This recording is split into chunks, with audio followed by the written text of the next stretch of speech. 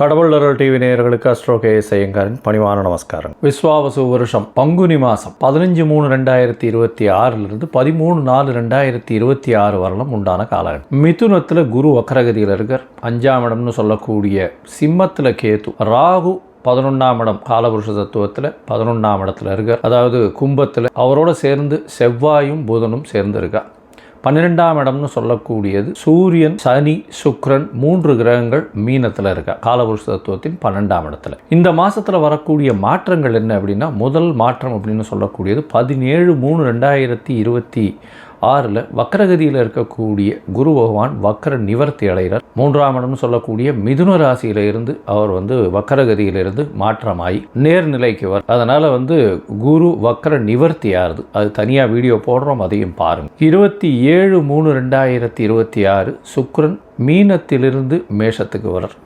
1/4/2026 அதாவது மாதம் பிறந்து ஒரு 15 நாளில் பார்த்தேன்னா செவ்வாய் 12ஆம் இடம்னு சொல்லக்கூடிய மீனத்துக்கு வர. புதன் 6/4/2026 அன்னைக்கு கும்பத்திலிருந்து மீனத்துக்கு போகிறார். இதுதான் இந்த மாதத்தினுடைய மாற்றங்கள். சரி, இந்த மாதத்தில் வரக்கூடிய விசேஷ நாட்கள்னு பார்த்தோம்னா 18/3/2026 அன்னைக்கு அதாவது பங்குனி அமாவாசை. 27/3/2026 அன்னைக்கு ஸ்ரீராமனோ. பங்குனி உத்திரம் 1/4/2026 மிகவும் விசேஷமான நாள். அதாவது ஸ்ரீரங்கம் தாயார் பெருமாள் சேர்த்தி உற்சவம்லாம் நடக்கும். அது முருகப்பெருமானுடைய திருமண கோலம் இதெல்லாம் நடக்கக்கூடிய மிகப்பெரிய ஏற்றமான காலகட்டம். 30/3/2026 அன்னைக்கு மகாவீர் ஜெயந்தி. சரி, இந்த மாதத்தில் ஒரு ராசிக்கும் மேஷம் முதல் மீனம் வரை இந்த பங்குனி மாதம் எப்படி இருக்குன்றதை ரிஷபம், கிருத்திகை, ரோகிணி, மிருகசீரிஷம் இந்த 3 நட்சத்திரம் 9 பாதங்களை கொண்ட ராசி. ராசியின் அதிபதினு சொல்லக்கூடியவர் சுக்கிரன்.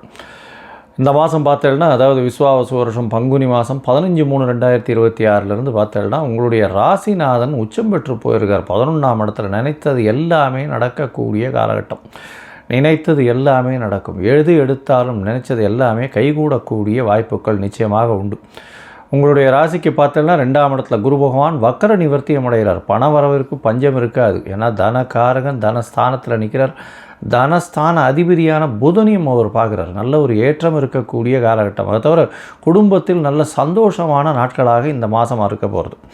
இந்த மாதத்தில் உங்களுடைய ராசிக்கு பார்த்தோன்னா 11ஆம் இடம் வலுப்பெற்று போகிறது. சூரியன், சனி, சுக்கிரன் 3 கிரகங்கள் ஆரம்பத்தில் இருக்குது. ஒரு 12-15 நாளில் சுக்கிரன் உங்களுடைய ராசிக்கு 12ஆம் இடத்துல வந்தாலும் சுக்கிரன் 12இல் மறைவு இல்லைன்னு சொல்லக்கூடியது.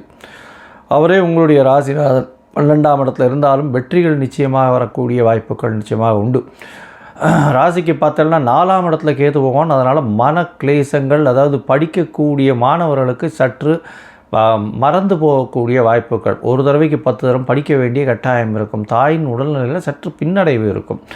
புதிய வீடு மனையில் கொஞ்சம் இழுவரி இருந்துட்டு இருக்கும். இப்போ கொஞ்சம் செட்டில் ஆகக்கூடிய வாய்ப்புகள் நிச்சயமாக உண்டு. ஏன்னா 4ஆம் இடத்துல கேத்து இருக்கிறதுனால ரொம்ப நாளாக அந்த பிரச்சனைகள் இருந்துகிட்டே இருக்கும். உங்களுடைய ராசிக்கு பார்த்தோன்னா 10ஆம் இடத்துல ராகு, செவ்வாய் மற்றும் புதன். ராகுவும் செவ்வாய் மற்றும் புதன் 3 கிரகங்கள் இருக்குது. நல்ல ஒரு ஏற்றமான காலம். உங்களுடைய ராசிக்கு 10ஆம் இடத்துல ராகு இருக்கிறது. ஏன்னா சனி பகவான் இவ்வளோ நாள் இருந்தார். ஒரு 11ஆம் இடத்துக்கு போய் மிகப்பெரிய கோடீஸ்வர யோகத்தை கொடுக்க போகிறார். நினைத்தது எல்லாவற்றையுமே கொடுக்கக்கூடிய காலகட்டமாக இந்த ரிஷபராசிக்கு அமைய போகிறது.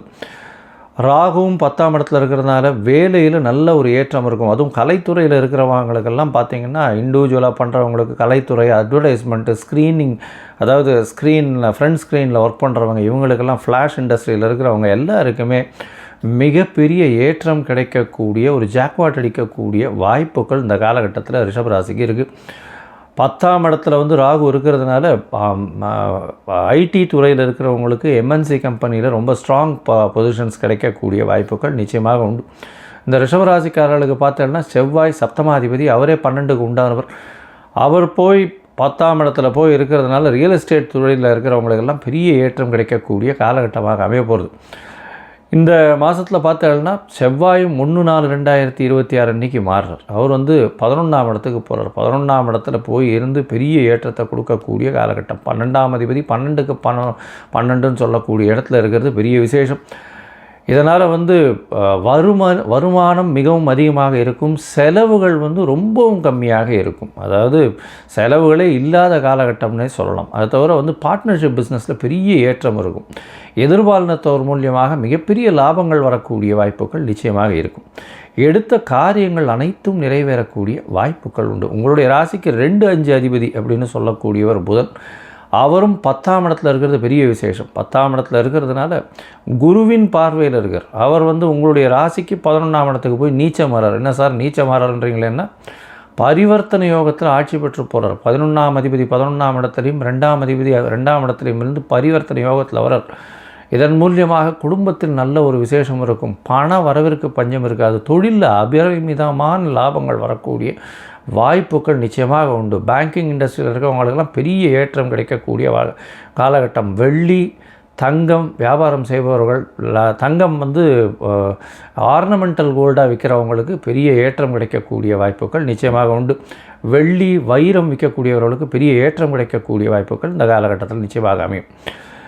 இந்த மாதம் பார்த்தாலேயானால் உங்களுக்கு முயற்சிகள் இல்லாமல் நல்லபடியாக இருக்கக்கூடிய காலகட்டம் இருந்தாலும் சில நாட்கள் முயற்சிகள் தள்ளி போகிறது நல்லதுன்னு சொல்கிறோம். அந்த சில நாட்கள்னு சொல்லக்கூடிய சந்திராஷ்டம நாட்கள். சந்திரன் உங்களுடைய ராசிக்கு 8ஆம் இடத்துல மறையும் பொழுது சந்திராஷ்டமம்னு சொல்கிறோம். இந்த சந்திராஷ்டமம் வரும்போது என்ன ஆகும்னா மயங்கக்கூடும். அதனால் வந்து புதிய முயற்சி வேண்டாம், வெளியூர் வெளிமாநில பிரயாணம் வேண்டாம்னு சொல்கிறோம். ஒருவேளை பண்ண வேண்டி இருந்ததுன்னா அருகில் இருக்கக்கூடிய நரசிம்மர் கோவிலுக்கு போங்க. அங்கே வந்து பானகம் சமர்ப்பிச்சுட்டு வாங்க. பானகம் சமர்ப்பிச்சுட்டு வர்றதன் மூலியமாக சந்திராஷ்டமத்தின் தாக்கம் நிச்சயமாக குறையும். சரி, இந்த மாதம் உங்களுக்கு மொத்தமாக பார்க்க போனீங்கன்னா ரிஷபராசிக்காரர்களுக்கு பெரிய ஏற்றம். எடுத்த காரியங்கள் அனைத்தும் வெற்றிகரமாக இருக்கக்கூடிய காலகட்டமாக அமையும். உங்களுடைய ராசிக்கு பார்த்தீங்கன்னா நினைத்தபடி நடக்கக்கூடிய காலகட்டம். குடும்பத்தில் நல்ல ஒரு மகிழ்ச்சிகரமான காலகட்டமாக அமையும். குடும்பத்தில் பார்த்தீங்களேனால் உங்களுடைய பேச்சுக்கு நல்ல ஒரு மரியாதை இருக்கக்கூடிய காலகட்டம். ஷேர் மார்க்கெட்டில் பெரிய ஏற்றம் கிடைக்கக்கூடிய வாய்ப்புகள் நிச்சயமாக உண்டு. குழந்தை பிராப்தி ஏற்படக்கூடிய பாக்கியம் இந்த காலகட்டத்தில் நிச்சயமாக உண்டு. உங்களுடைய ராசிக்கு பார்த்தாலேயானால் சொந்த தொழிலில் இருக்கிறவங்களுக்கு திடீர் ஏற்றம் கிடைக்கக்கூடிய வாய்ப்பு, தொழிலில் அபரிமிதமான லாபங்கள் வரக்கூடிய வாய்ப்பு நிச்சயமாக இருக்கும். சுப விரயங்கள் வரக்கூடிய வாய்ப்பு, நல்ல ஒரு சந்தோஷமான செய்திகள் வரக்கூடிய வாய்ப்புகள் இந்த காலகட்டத்தில் அமையும். ரியல் எஸ்டேட் பண்ணுறவங்களுக்கு திடீர் ஜாக்பாட் இருக்கும். கலைத்துறையில் இருக்கிறவங்களுக்கு பெரிய வெற்றி செய்தி வரக்கூடிய வாய்ப்புகள் நிச்சயமாக உண்டு. அதை தவிர பார்த்தாலேயானால் சாஃப்ட்வேர் இண்டஸ்ட்ரியில் இருக்கிறவங்களுக்கு எம்என்சி கம்பெனியில் சேஞ்சஸ் வரக்கூடிய வாய்ப்புகள், பெரிய ஏற்றமான பொசிஷன் ரைஸ் ஆகக்கூடிய வாய்ப்புகள் இதெல்லாம் வரக்கூடிய காலகட்டமாக அமையும். உங்களுக்கு சந்திராஷ்டம காலம் அப்படின்னு பார்த்தாலேயானால் 8/4/2026 10/4/2026 வரலும் உண்டான காலகட்டம்.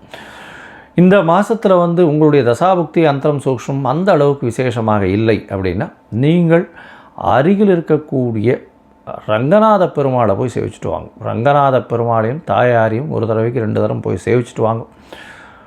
சேவிச்சுட்டு வர்றதன் மூலியமாக உங்களுக்கு வரக்கூடிய எந்த ஒரு பிரச்சனைகளாக இருந்தாலும் சூரியனை கண்ட பனி போல விலகிச் செல்லும். கடவுள் அருள் டிவியை பார்த்தமைக்கு நன்றிகள். மேலும் இது போன்ற தகவல்களை தெரிந்து கொள்ள கடவுள் அருள் டிவியை சப்ஸ்கிரைப் செய்யுங்கள். மறக்காமல் பெல் ஐக்கானை கிளிக் செய்யுங்கள்.